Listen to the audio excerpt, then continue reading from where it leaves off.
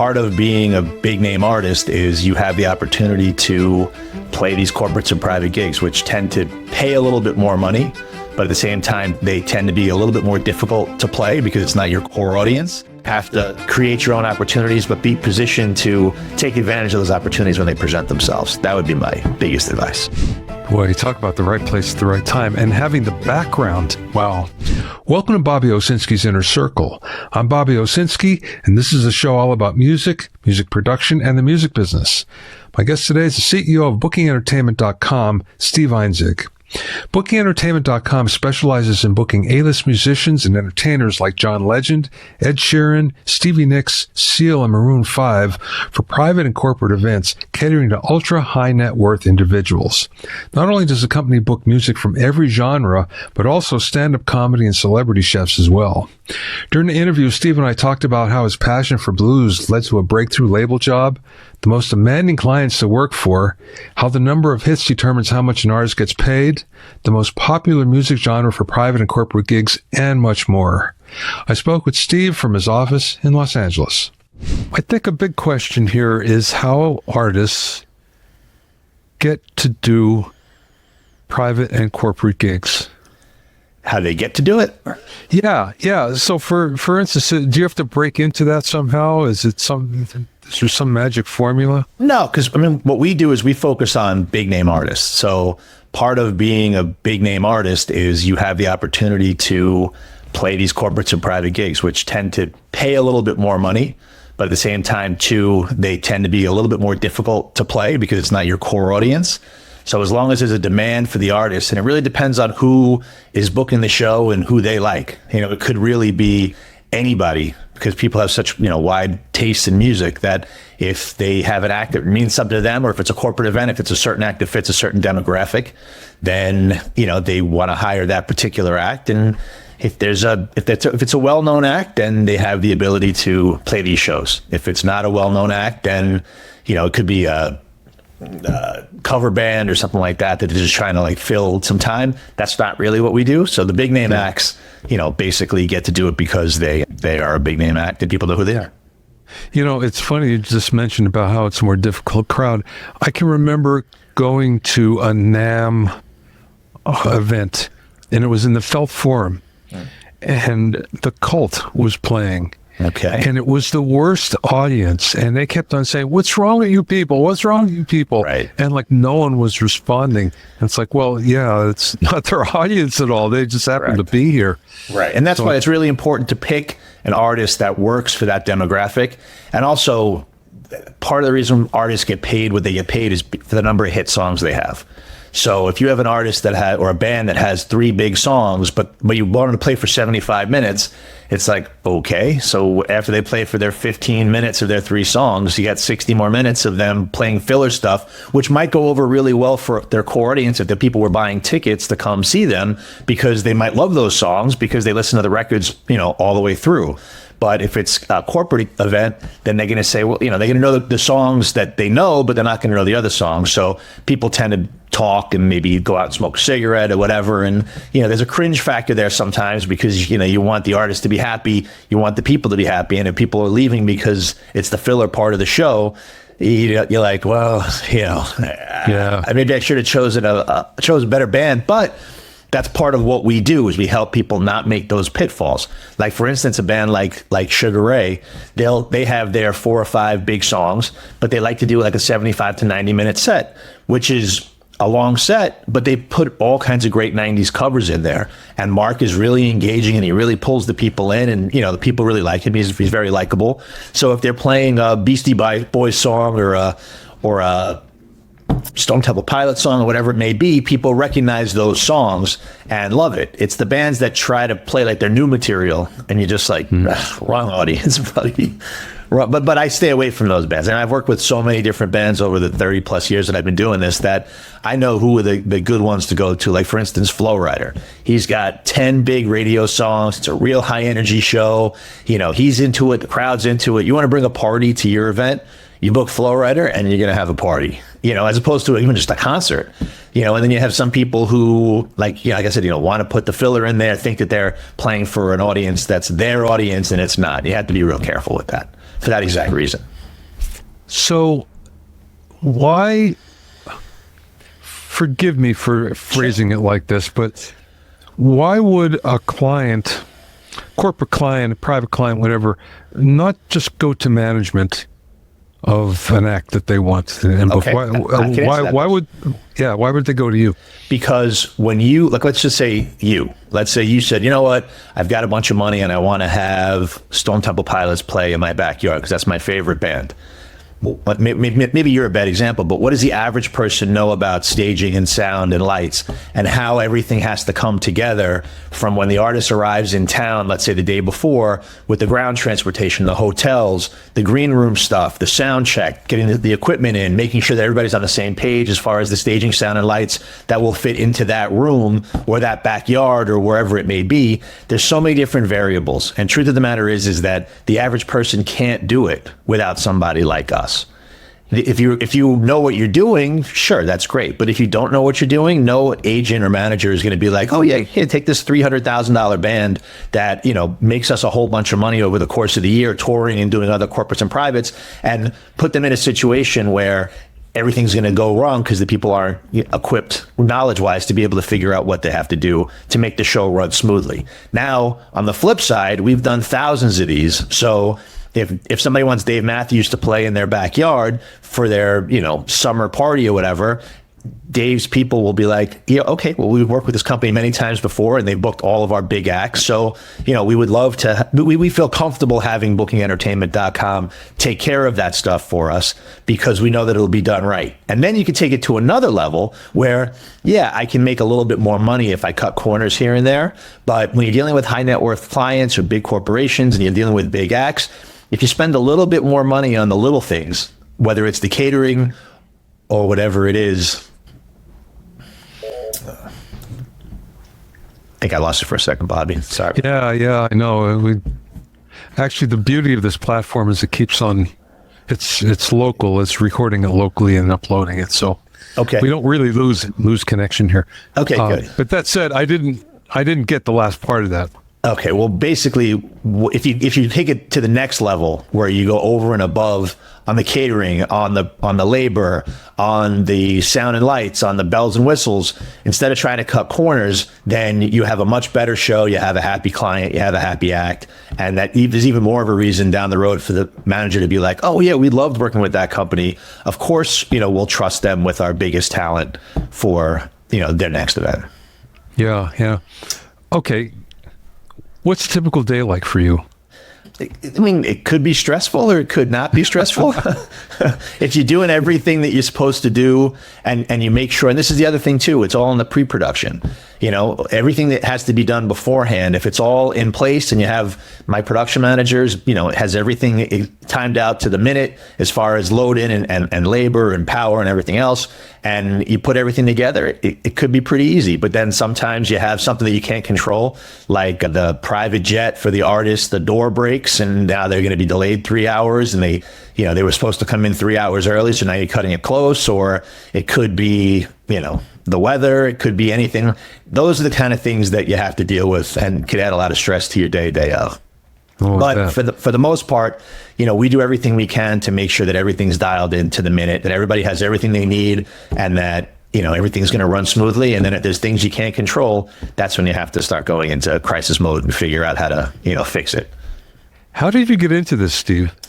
Back in college, which was like the late 80s, early 90s, I knew I wanted to go to the music business, and I did everything I could to go work for a record company. When I got out of school, I moved to Chicago and I did an internship for Alligator Records, which was a big independent blues label, or it still is. And then I came out and I backdoored my way into Atlantic Records through their temp program. When somebody was out for the day, they would have a temp pool. And I was part of that. I took a typing test and I would show up 2 hours before I had to make sure I got the first call.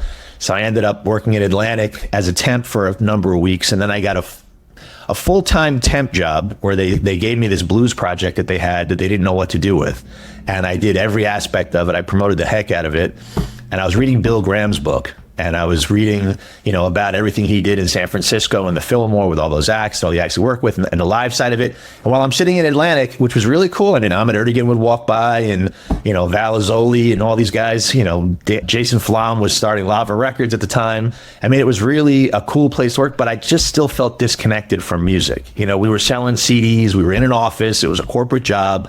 And I was just like, hey, Bill Graham's life seems a lot more fun than this. And they offered me a full-time job, which I spent 3 years trying to get while I was in school. And I said, thank you, but no thank you. And I left. And 2 weeks later, I was going through this big source book. You probably remember it was the industry source book before the internet. And there was this promoter that lived like 2 towns away from me, and it was where his address was. And his name was Richard Nader. He had a company called Richard Nader Entertainment. He used to package together oldies acts and put these shows into Madison Square Garden and Carnegie Hall. I mean, real big venues. And he did, big shows, big productions. And I called the number, and he answered the phone. And I talked to him for a minute, and he must have liked my vibe on the phone. And he's like, hey, what are you doing tomorrow? And I'm like, anything you want. He says, why don't you show up at my house at 7:30, wear a suit. He took me to all his meetings, and the next day I started working for him, and we were doing these shows at Madison Square Garden. I did that with him for about a year and a half. And then I did a show at the Garden with another promoter, which was, gave me a lot more responsibility. I had to deal with the promotion of it and everything else. And then from that, a buddy of mine called me up, and he's like, there's this agency looking for an agent. And I was like, who is it? And I had never heard of the agency before, but I figured another person I can meet in the industry, or maybe it's a good thing. P.S. It was James Brown's agency, and I got the job there in 94 and 95. I was James Brown's agent. So at the end of that, I had the opportunity to not only do production and concert promotion for Richard, but that I also was on the other side of the phone selling acts to other people who were doing shows like that. And then I was out in Ohio visiting my brother. I was doing a show in Detroit that I had to go cover. And he's like, there's this thing, the internet, coming. This was like October 95. And I'm like, what's the internet? He's like, oh, there's going to be all these computers, and they're going to all be connected, and they're going to have these things called websites, and people are going to be doing business that way, and people are going to be buying stuff. And I said, well, if this internet thing catches on, that might be a great way for clients to find me instead of me having to find them, because that was always the hardest part. So I was able to take my production experience and put it together with my agency experience and combine it into this turnkey package that we do still to this day, 30 years later, where we provide a turnkey package with everything for one price for somebody to book anybody that they want anywhere in the world. And of course, the internet was a thing you had to learn how to do. I mean, I bought a computer and I made a website, which, I used PageMill 1.0. I had an apartment in the city that cost me $900 a month. And I had no car, I had no cell phone, I had, like 2 little small bills. So I think my wife and our overhead was like $1,500. I had just gotten engaged. So of course, what do you do when you just get engaged? You quit your job and start a company. So wow. 96 and 97, there was really nobody on the internet just yet, but we were able to make good inroads into the search engines because there was nobody on the internet, and I had put all these bios up and photos and stuff. As more people came on the internet, they would link to our site. So we had a lot of like really good links from .gov sites and .edu sites, which ended up becoming very powerful as far as how the algorithms for the search engines would work down the road. And then I just built it from there. You never knew who was on the other side of the phone, and people started, the phone started to ring, and people started to fill out forms online really about 98, and then we were off and running. Is there a client that you don't like to work with, and not specifically, but like a category of client that you just find they're a pain? Say the question one more time. Is there a type of client that you find difficult to work with? Client like on the buyer side or on the artist side? On the buyer's side. Yeah, I mean, because we work with very wealthy individuals a lot of the time, sometimes their expectations are a little lofty, and they feel like not only are they buying the act for the concert, but the act is working for them that night, and they might make a bunch of strange requests, or they want to tell the artist what songs to play and stuff like that. And the artists don't really want to. Some are okay with it, and it's nice to make like soft suggestions. But that would be, certainly the type of client where you have to be careful how you put their ideas in front of the artist, because you don't want to set the artist off and start on the bad note from the very beginning. Or sometimes they want to play with the artist and stuff like that. And some artists are cool with that, and some artists are not. And then the guys, well, I'm paying all this money, for these guys to come here, so I don't see why, I shouldn't be able to play a couple of songs with them. It's like, they're artists. You're hiring them to play a show, not to entertain your every whim. Which brings up another question then. I would imagine that normally when you have a VIP section of a concert and you're talking to people that have paid extra money to mingle, I would imagine that must also be part of this, that the client, the buyer, really wants to mingle with the artist. Sure. So that meet and greet aspect of it, normally you just put it in the offer. It's kind of just an unwritten rule that there's going to be a meet and greet.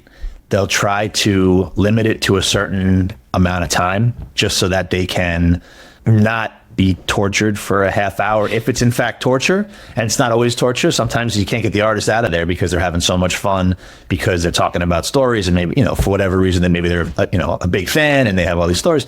So they'll try to limit it, but very few artists refuse to do a meet and greet. Most are amenable to it, and you just build it into the offer so that you have it, from the get-go. That's really kind of the whole trick to this whole thing, is you want to make sure everybody's on the same page as far as expectations are concerned. And even if there's a big ask in the beginning, sometimes it's easier to ask for it that day of, but you want to make sure that everybody's expectations are exactly where they're supposed to be, so that you can have a smooth show and not have some kind of a problem or some kind of disagreement day of. I was looking at your website, which is very impressive, especially the number of artists, and not only artists, but comedians and chefs and just about every type of act you can think of. I'm curious, what would be the most popular genre of music, for instance, that you get asked for most? I think going back to what we talked about as far as artists having a lot of hits that they can bring to the table, certainly depending on the demographic of the people, 90s rock, bands like Train and Matchbox 20 and Maroon 5, they have so many hit songs, and that kind of meets a demographic that could be a little bit younger and a little bit older. That works really well. And believe it or not, old school hip hop. You can't go to a wedding and not hear Young MC do Bust a Move or Rob Bass do It Takes Two to Make a Thing Go Right. So whether it's grandma or a 20-year-old, everybody knows those songs. And, they're vanilla songs, meaning they're like middle of the road. So you're not going to offend anybody, and you can really, everybody has a good time. Those really cross over. And it's funny that, that hip hop has become that kind of music. But what we like to do is we like to package together a bunch of those old school hip hop bands. So we'll have Tone Loc, Rob Bass, Young MC, have it hosted by Flavor Flav, maybe throw the Sugar Hill Gang on there. Coolio was great for those shows, before he passed away. And now you have Young MC coming out and doing Bust a Move and 2 songs. And then you have Tone doing 20 minutes and Rob doing 20 minutes and Flav in the middle. Now all of a sudden you have your 60 to 75 minute show. And there's no fluff. Everybody's doing their hits, and it's a real party. And then we throw Flow Rider on top of that, depending on the budget, and now you have a 2.5 hour party. And Flav tends to do the whole show with Flow Rider because they're great friends, and it's just real cool. We did that out at Dreamforce in San Francisco a couple weeks ago, and it was just and had a great show. We did it at this place called Bimbo's, which is an old dinner theater. And it has all the crushed velvet. It hasn't changed since the early 50s when they opened it up. And it was just a great night. That also happened to be the night when his plane's door broke, and he landed in Oakland at like 10:20 for his 10 o'clock show. But we stretched it out a little bit. We started a little bit late, and it only ended up going until about 12:30. So we really only behind by about 30 minutes at the end. And everybody said it was the best party that Dreamforce has ever had. So it ended up fine. But talk about a stressful day. That's a stressful day. Yeah. Okay, so I'm curious. So there's basically two types of buyers. You have the private buyers and the corporate buyers. So how different are they and what their expectations are? Or they're once... The corporate buyers tend to have more people there. And when they have more people there, you tend to need a bigger setup. So you have bigger sound, bigger lights. Private parties are normally 100 to maybe 300 people, depending on what kind of party it is. So it's a little bit more intimate. So that would be one difference. The corporate buyers tend to be a wider cross-section of people and ages, because you could have younger people at the company or in the industry and older people. Whereas private parties, if it's a 50th birthday party, people tend to be about the same age group, because they're all friends and, you know, maybe some family, but mostly friends. So that makes it a little bit easier to kind of narrow down the type of act that would be good for that demographic. If you're talking about a demographic that's 25 to 60, you know, then it's a little bit more challenging to find somebody really engaging. It also depends on the budget too. You know, if people come to us with a $50,000 budget, you're kind of limited to who you can get. But if people come to us with $1 million budget, then sky's the limit pretty much. And you can, you know, find, you know, that, you know, whether it's Journey or whoever, or the Doobie Brothers or somebody like that, that'll, you know, engage a wide group of people with a number of songs over the course of a 60-minute set. So I'd say that's mostly the challenges of the two. Other than that, I mean, everything else pretty much stays the same. Private parties could tend to be at private homes, especially, you know, people who can afford to do this stuff tend to have big homes. So, you know, the production becomes a little bit more challenging because it's an unconventional venue, whereas corporate events are usually in a ballroom or in some kind of an event space. Sometimes it even comes with staging, sound, and lights, which makes it much easier. But obviously somebody's house doesn't come with staging, sound, and lights. So you have to not only get everything in there, but you have to figure out how you're going to get it in, because now you're going into some guy's backyard with basically a semi truck full of stuff. And, you know, if you can bring a stage in there, that's great. But it can be very challenging to figure out how to get everything in there with the space that you're given, being that it's a private residence. Is that supplied by the act, or do you supply that separately? No, we supply everything. Sometimes the acts will come in with their own boards and backline equipment because they want to use their own stuff. And it's honestly, it's just easier for them to have a board that's already pre-programmed that they're familiar with. But the staging and the sound and the lights is always brought in by us. And then if it's a fly-in date for them and they want us to get them the backline, I mean, it's not hard, but you know, you have to get the backline company to come in with that. And then there's also the dressing rooms and everything else. It has to be coordinated. In a hotel, you can use a meeting space or something like that. But in a house, you know, you have to use the yacht that's parked in the backyard or the guest house, the pool house, whatever it is. But that's also part of what we do is we'll go out and we'll do a site inspection beforehand, especially in a private residence. You have to. And we'll take a look at not only how we're going to get the stuff in and out and where we're going to put the stage, but also, you know, how we're going to make the house function as a concert venue for the green rooms and you know, getting the artists in and out. And if sometimes they're a surprise, actually more often than not.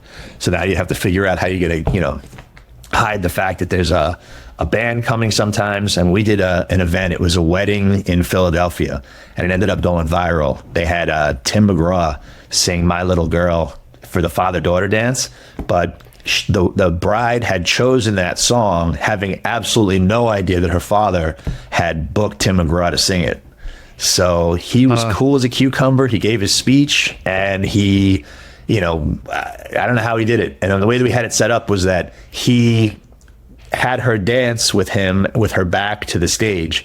And the band that came out wasn't the cover band that was playing the party. It was Tim's guys, and Tim was off stage. So when he started singing in a wireless mic from off stage. And as he walked on, the crowd, of course, realized it was him and went nuts, but she didn't even know yet. And then the father spun her around as Tim came to the front of the stage. And then Tim actually came out onto the floor and sang it from 5 feet away to them dancing. It was an incredible moment. It actually got picked up by Good Morning America and CNN. If you go online and type in Tim McGraw wedding in Philadelphia, there's all kinds of stories on there. They had to get a publicist after the wedding because they got so many inquiries because they had gone viral, because it was such an incredible moment, which was amazing.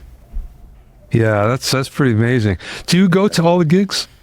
I don't go to all of them. I have people working for us all over the country, but I do go to, you know, a number of them. And I mean, if my agents, if it's their client, they usually go cover those shows. We tend to also swap things out. If I have an agent on the West Coast, if the show's on the East Coast, it's easier for me to go cover it. So I'll go do that. But I go to certainly, the big ones, and anything that has to do with, my personal clients that I've collected over 30 years. I'm curious about chefs. So who hires chefs? Chefs are funny. Back during COVID, it was very easy for a company who couldn't collect a whole bunch of people together to have a chef do a custom presentation specifically for their people. So they would mention the company beforehand, anything specific about the company, do a little cooking demonstration, and they would then give that would be part of a thing that only the people from that company were able to see. Then you have people who have parties, and maybe they have 40, 50, 60 people at the party, and they want to hire a famous chef to come in and oversee the meal preparation and the menu for that kind of stuff. And then, they can also come out and do a meet and greet with the guests, or maybe, speak for 10 minutes or something about the meal or their history or whatever it is. Chefs are celebrities, just like, rock stars and comedians and singers. So if you can have Martha Stewart come to your event, there's a wow factor to that. And then you can also have the meet and greet aspect of it, like we talked about before, so people can take pictures with them. So, there's a celebrity factor to them. It's not just about the food. But during COVID, we did a lot of those presentations, and it was really great for everybody. So less so now, then? Yeah, because everything was virtual during COVID. Yeah, so okay, now you don't have to deal with that. But it was really the only option you had. So these companies that had these big marketing budgets that were already allocated for 20 and 21, they had to be creative in what they did, not only how they spent the money, but how they engaged the people who they were responsible to bring together. So these were great opportunities. We did a lot with music too. We were teaching the bands how to do these types of shows, because sometimes they would rent the sound stage and it would be in a controlled environment, so they would do it that way. But sometimes these guys would be at their house and they had to figure out how to put a song together that was cohesive, but all the people were recording their sections at different times. So they would use click tracks, and, the drummer would lay down the drum groove, and then he'd send that to this guy, and, the bass player would play along with that, and then he would put that down. But as long as they had the click track, everybody was on time. And then you would just, they'd put the song together, and really it's like making an album, and making a single, but it's really their show. So they had nothing else to do. So they had plenty of time to do this. Right. But we did that with a lot of acts and a lot of, it was really, really successful. And it was obviously, wonderful to have that kind of income during COVID when everybody wasn't able to leave their house and wasn't working, especially the live entertainment industry. Getting back to the chefs, I was thinking, okay, so are they hired to cook for these people or what? Yeah, sometimes they are. Yeah, really? Yeah. They'll cook. If there's 50 people or whatever at the event, the chef will come in and be responsible for the menu. We can set up a whole, cooking area, and they come in. Now, they're not really there, breaking eggs and cutting celery, but they have all their people there. They create the menu. It's up to their standards, and it would be as if, you were eating at their restaurant. They're not. Yeah. They might be in the kitchen a little bit, but they're really just responsible for the level of cuisine and the ingredients and the recipes. Wow, that's very cool. You must remember reading. No, well, yes, a little bit, but I remember reading a book from Shep Gordon, the manager. He's a manager originally for Alice Cooper, but his claim to fame was elevating chefs, their visibility. He was kind of the first one to see that these guys are celebrities as well. So we started to manage a bunch of them, and at least he took credit for doing that. I don't know if that's the case or not, but he took credit for it. Certainly television shows like the networks like the Food Network and stuff like that have done a tremendous amount to elevate these chefs. I mean, you'd be surprised. These guys can get $75,000, $100,000, $150,000, and then it's the cost of all the food and everything over and above that is also taken care of. So, depending on who it is, they can make a lot of money. And sometimes they don't even have to cook. Sometimes it could be a question and answer. It could just be, a lecture. It could be things having nothing to do with food. So there's a lot you can do with chefs. Very cool. You lead an interesting life, Steve. Yeah, you have no idea. That's one reason why I decided I wanted to do this. And it's because, like I was in Chicago over the weekend, and I took my son with me who's 22, and he's been helping me out with some of the shows. And I mean, we spent the whole day Friday running around Chicago to every blues club and fun restaurant. Saturday we did the show. I like to play poker, so I travel all over the place, and I can usually find some place where there's a good poker game, whether it's legal or underground. And, yeah, right.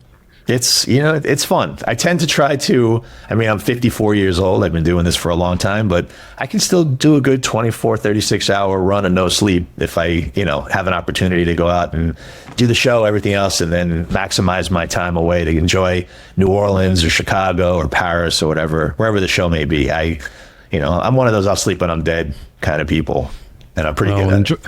Enjoy it while you can do it. Yeah, it's a little bit harder, but it was never really that hard. So now if it's a little bit harder, it's still not too bad. Yeah, I got to the point where I did that most of my life, and I got to the point where it's like, I don't think I want to do this anymore. Yeah, I haven't gotten to that point yet. Not yet. All right, Steve, last question. Sure. And thanks so much for doing this. I really enjoyed speaking with you. What's the best piece of advice that maybe somebody gave to you or you learned along the way? I would say the best piece of advice would be obviously to do something that you love. They say if you do something you love, you don't work a day in your life, which I think is true to a point. Obviously there's lots of hard days that come from, doing this and everything else. But, I just set a goal for myself, and I just put everything I could into it. And I was able to get there. I was very fortunate, but I guess the advice would be you have to be in the right place at the right time, but you have to be able to capitalize on that situation when it presents itself. And a lot of times that situation doesn't present itself. You have to make it happen yourself. And thinking out of the box and getting out of your comfort zone and, going to places you wouldn't normally go and doing things you wouldn't normally do. Sometimes those are the opportunities that present themselves that you never would have found. When I was in college, I took a trip to Mississippi. Obviously, I play guitar. I've been studying blues for 35 years. And my spring break, my senior year in college, everybody was going to Jamaica. And I decided I was going to go to Memphis and spend the week in Memphis. And I really didn't even know why I was going. Obviously it was for the blues, and, I wanted to really immerse myself in it. But then I saw the sign that said Highway 61 South. And I was like, I got to do that. And then I didn't realize Mississippi was like only 15 minutes away. So now I'm in Mississippi. I ended up in Clarksdale. I ended up meeting these two people who... One gave me a guitar lesson, and the other one ended up being, he was a musician who I met there. And then I moved to Chicago, and the combination of the two things, when I worked for Alligator, I worked in every department. Now, when I got there, Bruce Iglauer, the president, was like, how many days a week are you going to work here? I'm like, 5. He's like, and I was getting paid. He's like, full time. I'm like, yeah, this is what I'm here to do. And he was amazed by the fact that I moved all the way from New York to Chicago to not get paid for an entire summer, to basically, do whatever they wanted me to do. But those kinds of taking that kind of initiative creates opportunities. So now I came out of Chicago. I had, all that experience working at that label, plus everything I did in college and the trip to Mississippi. When I get to Atlantic and I'm trying to figure out my place there, I'm talking to everybody I can. This one woman is like, hey, we have this project. We don't know what to do. Dave Stewart from the Eurythmics went to Mississippi and made this basically field recording documentary film. And the soundtrack for the film is the first thing he's releasing on his label here, that we thought he was going to be giving us all these alternative acts, but he's giving us these hardcore North Mississippi blues acts. They're like, we have no idea what to do with it. And do you know that the guy who gave me a lesson when I was in Clarksdale was on the record? He was one of the 7 musicians that was part of this movie. And that and my trip to Chicago and everything else made me fully qualified to be able to have the opportunity to promote that record. And that record was called Deep Blues. And I guarantee you, if you go talk to the guys from the White Stripes and the Black Keys, that movie, without that movie and me promoting the hell out of it, those guys never would have happened. Definitely the Black Keys, because the first record the Black Keys had, they did a whole recording of R.L. Burnside songs. And R.L. Burnside was on this documentary, and nobody really knew who he was. And when I say I promoted that record, I mean, and this was before the internet, there was not one corner of the country that I could have sent one more CD to and one more movie poster. I mean, I promoted it everywhere. Even Dave Stewart said in an interview I was listening to, was on a podcast, and he's like, yeah, we did this record called Deep Blues. He's like, Atlantic didn't really promote it very well. He's like, but everybody knows about it. And it's like, well, of course, how do you think everybody knows about it? I wasn't dealing with him directly, but I had to create those opportunities, and those opportunities became the milestone opportunities for me to move forward in my career. So, you got to get out there. You have to create your own opportunities, but be positioned to take advantage of those opportunities when they present themselves. That would be my biggest advice. Boy, you talk about the right place at the right time, and having the background do that on top of that. Wow. Yeah. But what was I doing? What was I doing in Atlantic? I was backdooring my way in there through the temp agency. You got to think out of the box. That's the other thing too, and reverse engineer everything. How do I get a job at Atlantic? I have to be in there. How can I get in there without, getting a job through the regular interview process? Well, the temps go right in. So if I could be a temp, then I'm in, and then I can start to network and do what I have to do. And I literally called Atlantic Records. I remember it was like 212-475-2000. I got the switchboard. I'm like, hi, can I get the temp agency, please? They're like, hold. And I said, who runs the temp agency? They're like, Virginia Fernandez. I'm like, great. Can I have her office, please? And they forwarded me to her. And I said, I'd love to come in for an interview. I'm looking to be a temp, but I really want to work there. And I promise you, I'll do everything I can, to do the best job I possibly can. And I took the typing test. They gave me the shot, and boom. But I had to create that opportunity. Nobody came to me and said, here's a job at Atlantic Records. I had to, manifest it. And that's definitely the most important thing. Very cool, Steve. That's a good place to stop, I think. Cool. Well, thank you. I really appreciate you taking the time, and I look forward to seeing this and watching some of your other podcasts as well. Thanks for listening and being in my inner circle. Remember, if you have any questions or comments, you can send them to questions@BobbyOwsinski.com. You can also learn all about the latest in music, audio, and production news, and find out about openings for my latest online classes at BobbyOwsinski.com. This is Bobby Owsinski. I will see you next time.